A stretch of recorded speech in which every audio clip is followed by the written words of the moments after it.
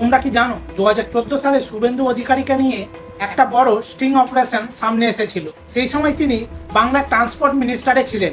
একটি news channel নাকি ভুয়ো কোম্পানি তৈরি করে সরকারি টেন্ডার আর ফেভারের কথা বলে তার কাছে যায়, আর অভিযোগ ওঠে সেখানে তিনি 5 লাখ টাকা নিয়েছিলেন।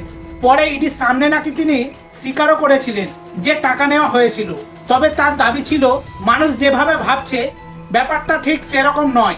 মজার ব্যাপার হলো সেই ভিডিও নিয়ে তখন বিজেপি প্রচুর আক্রমণ করেছিল, এমনকি বিজেপির অফিসিয়াল চ্যানেলেও সেই ক্লিপ শেয়ার করা হয়েছিল বলে দাবি করা হয়।